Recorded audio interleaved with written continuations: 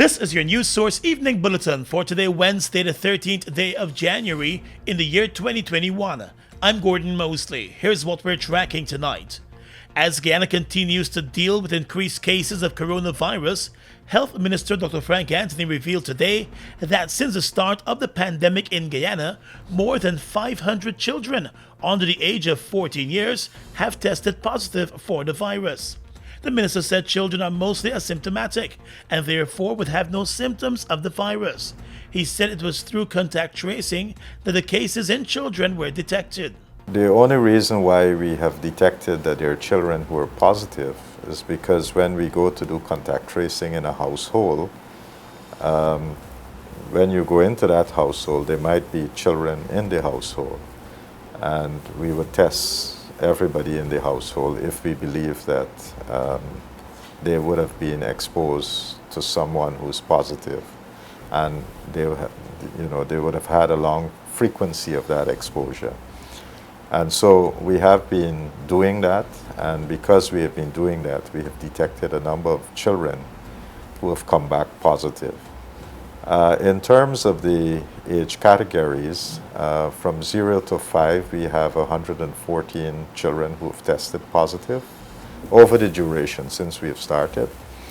And between the ages of 5 to 9, we have 176 children.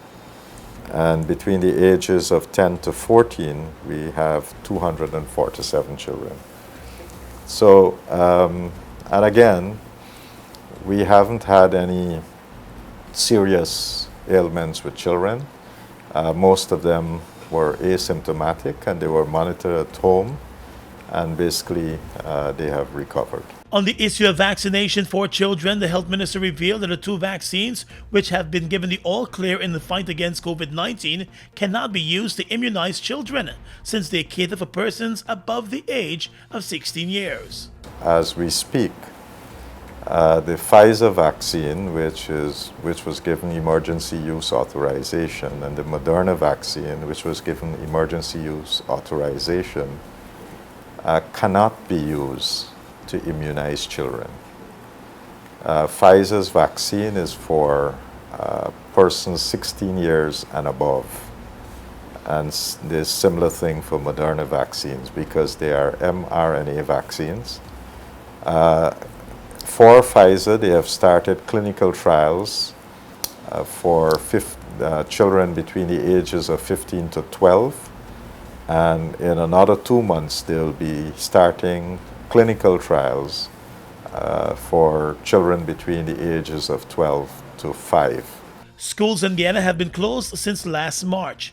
Classes restarted for senior students preparing for regional examinations a few months ago. Since then, a number of teachers and students, mostly at dorm schools, have tested positive. The health ministry continues to encourage parents to safeguard their children against COVID-19. Because while they might not showcase any symptoms of the virus and would recover easily, older members of the household could get a different result. In the past 24 hours, Guyana has recorded 43 new cases of coronavirus. More news coming up in a moment.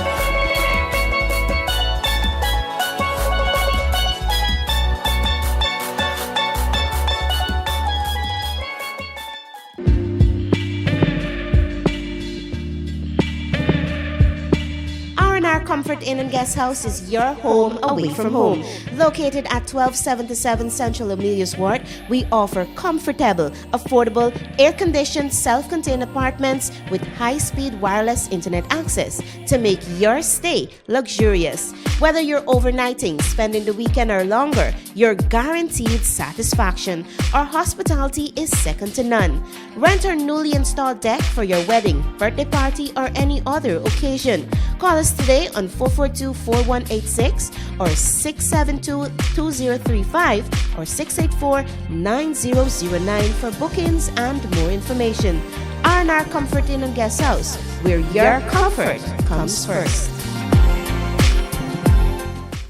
People we have weathered every storm and risen to every challenge. Because it is the people of Guyana that gives it its strength. all the people, regardless of race, class, or religion. We are one people, one strength. And now is our time. A time to rise. Together, we rise.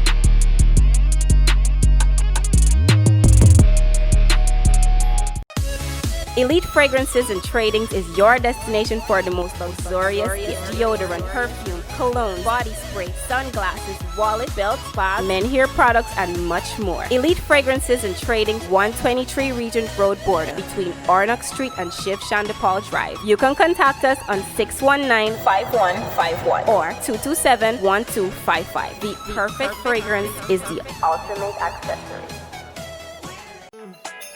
I wanna be a Super 95 millionaire. You can be a Super 95 millionaire this Christmas when you purchase $3,000 or more Super 95 fuel from Guyana service stations.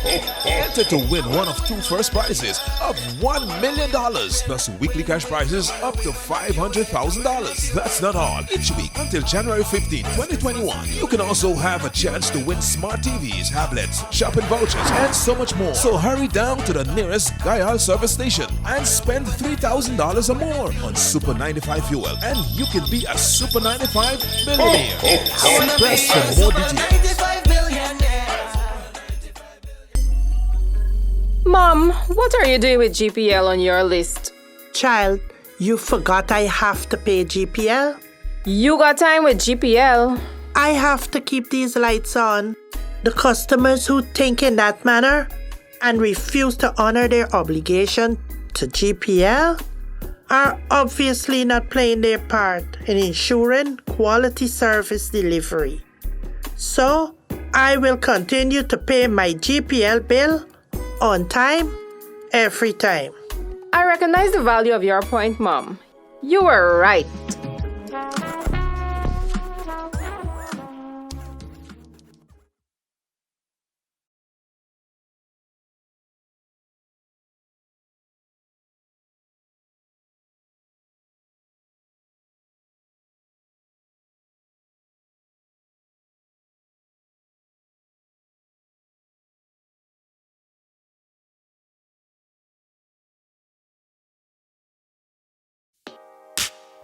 Mobil Special and all other Mobil lubricants are distributed by Sol Guyana Inc.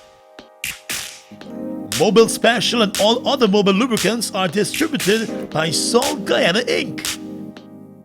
Let's tell you now that all international travelers to the United States will be required to produce a negative coronavirus test that must be 3 days older. Passengers who fail to produce a negative COVID-19 test to the airline before travel will not be allowed boarding. The new requirement was announced yesterday by the U.S. Centers for Disease Control and Prevention and will go into effect from the 26th of January. According to the agency, testing before and after travel is a critical layer to slow the introduction and spread of COVID-19. The strategy, the CDC said, is consistent with the current phase of the pandemic and more efficiently protects the health of Americans. The CDC believes that with the U.S. already in surge status, the testing requirement for air passengers will help slow the spread of coronavirus. Under the new guidelines, air passengers heading to the U.S. will be required to get a COVID-19 PCR test within the 3 days before their flight to the U.S. departs and provide a written documentation of their laboratory test results, paper or electronic, to the airline or provide documentation of having recovered from COVID-19. Airlines must confirm the negative test result for all passengers or documentation of recovery before those passengers board. The CDC states that if a passenger does not provide documentation of a negative test or recovery or chooses not to take a test, the airline must deny boarding to that passenger. Guyana has daily flights to the United States with a number of airlines. This country has had the COVID-19 test requirement in place for arriving passengers for several months now. The Ministry of Human Services and Social Security is looking at more ways to have men raise issues affecting them. The ministry has now planned a men's forum, a virtual one, with the hope of creating a safe space for men to talk frankly about some of the issues that they face. Manager of the Gender Affairs Bureau of the Ministry of Human Services, Adele Lilly, explained that the initiative came on the heels of the ministry's International Men's Day rally. What a lot of men recommend is for a space where men can talk men's stuff, and only men in that forum. And so what we did was to come up with this forum, virtually of course, where only men will be in this Zoom room, and every week we'll pick a particular topic and we'll have conversation around those topics. Mr. Lilly said he hopes that the forum will reach out into communities across the country. We open very soon to go to the community. We have done some work with women in the community, and we open to go back to the community and do some work with men very soon. We know that again, because of COVID restriction, we can't do as much as we want to. And we understand that is one of the challenges that we face, but we hope to address that very soon. And we hope that very soon we'll be able to go to the community and reach men in those areas, in Linden and other areas. A virtual safe space for men will be launched tomorrow, the 14th of January. The ministry in a statement said during the first hangout, men will have an opportunity to weigh in on how they are coping with expectations. The Minister of Human Services and Social Security, Vindhya Prasad, has said that her ministry has heard what the men have to say, and it was only fitting for them to devise programs that are male-driven. The Georgetown Northwest ferry route will be serviced by a new ferry, which is expected to come on stream in 18 months. The Transport and Harbors Department of the Ministry of Works today signed a contract with Garden Reach Shipbuilders and Engineers Limited for the design, building, and supply of an ocean-going passenger and cargo ferry vessel for the Northwest District. The Indian firm is undertaking a contract at a sum of $12.7 million.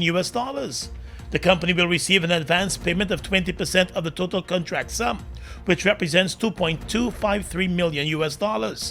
Another 40% of the contract value will be disbursed later in 2021 at various stages of the contract, with a final 40% payment being handed out in 2022 upon receipt and acceptance of the ferry.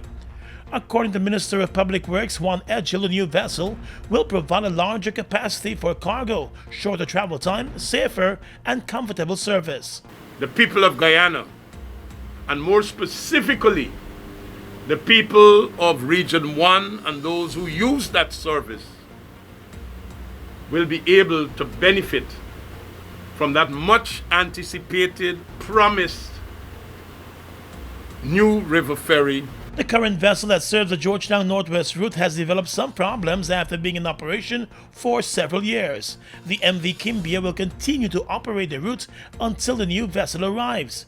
Indian High Commissioner to Guyana, Dr. K.J. Srinivasa, said the new vessel should really offer some added relief to Region 1 residents. He lauded the Guyana government for reviving the project after a long hiatus. And I must thank the Honorable Minister and his team who have worked very hard along with our teams both here and in India to get this project vetted, and now the contract is being signed today. The entire project is part of an $18 million grant and line of credit. The grant aspect covers $8 million, while the line of credit covers $10 million. Of the remaining sum, the High Commissioner of India said efforts are being made to see how it can be used for the upgrade of stellings and water arrival and departure ports. The government of India is also involved in a number of infrastructural projects, including the Ogle Bypass Road and the upgrading of 3 regional hospitals. The Caribbean community CARICOM has denounced what it calls the unilateral declaration by the outgoing U.S. administration to designate Cuba as a state sponsor of terrorism. In a statement, CARICOM today said Cuba's international conduct does not in any way warrant that designation. CARICOM accused the outgoing Trump administration of further attacking Cuba, which it believes will affect the country's international standing and its social, human, and economic development. The move by the U.S. CARICOM said is another misguided action in addition to the unproductive, unnecessary, and illegal financial and economic embargo already imposed on the Caribbean nation by the U.S. CARICOM has now issued a call for the immediate review and reversal of the unjustified actions taken in regard to Cuba, and said it looks forward to the U.S. moving towards normalizing relations with Cuba. Outgoing U.S. Secretary of State Mike Pompeo announced the latest U.S. government decision against Cuba last week. The move caught many in the international community by surprise and has been seen as a last-ditch effort by the Trump administration to create more tension with the communist country, which has been making moves to better relations with the U.S. In the courts now, a 40-year-old man found himself before the chief magistrate today facing the charge of rape of a 13-year-old girl. The accused, Colin Venture, appeared before the chief magistrate at the Georgetown Magistrates Court, where the charge was read to him. The allegation is that he raped a young girl in the Georgetown community back in September. He reportedly befriended the young girl through a social media app and met her and carried out the act. The girl's parents later saw conversations in the phone between the two, and it was then that she told her parents what had taken place. The accused was not required to enter a plea to the rape charge and was placed on $150,000 bail. He will return to court next month for the continuation of the case. A 31-year-old father of one became the country's latest road accident victim on Tuesday night when a 4x4 pickup slammed into the bus that he was driving. The dead man has been identified as Uriel Reynolds. The accident occurred just after 9 o'clock last night along the Linden Lake Highway. Reynolds was heading home to Linden when the speeding 4x4 pickup that was being driven in the opposite direction slammed into a vehicle in front of him before slamming into the vehicle that he was driving. The young man was picked up at the scene in an unconscious state and rushed to the hospital, where he was pronounced dead. Eyewitnesses said both of his legs appeared to have been crushed by the impact of the collision, and he also suffered multiple head injuries. The driver of the 4x4 pickup has since been arrested as the investigations into the matter are ongoing. Mobile Delvac and all other mobile lubricants are distributed by Salt Guyana Inc. Mobile Delvac and all other mobile lubricants are distributed by Salt Guyana Inc.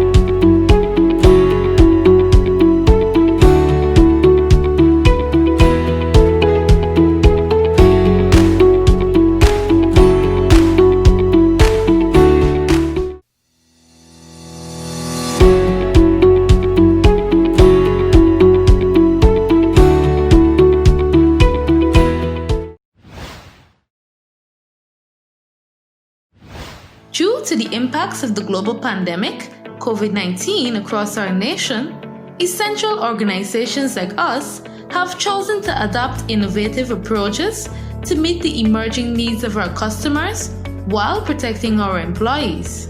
Here are some quick tips to make managing your GPL bill easier while we practice social distancing. To register for electronic billing, you can use the e-billing tab on your website. To access your bill balance, you can use 4 options: the website live chat at gpl.net, the online inquiry on our website under billing, SMS Freedom by texting your GPL reference number to 624-0400 or 608-8400, or call our call center at 226-2600. A message from the Guyana Power and Light Incorporated. We are legions of men standing strong, but never too proud to stoop and help someone. We must send a clear signal to all: do right, walk in upright ways, knowing that's what being a man is all about, and ever aware that things will only get worse when good men do nothing. Stand strong, be the one to live right. Been through it all. But as a people, we have Weathered every storm. And risen to every challenge. Because it is the people of Guyana that gives it its strength. all the people, regardless of race, class, or religion. We are one people, one strength. And now is our time. A time to rise. Together, we rise.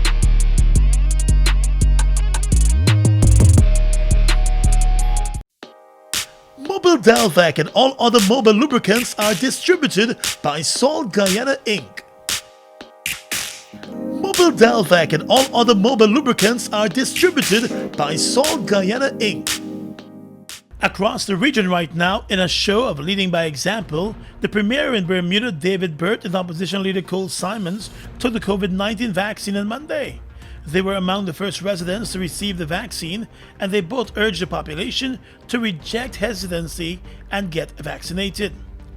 The Premier said resistance to getting the injection was down to historic and legacy problems, but appealed to people to research the safety of the COVID-19 vaccines.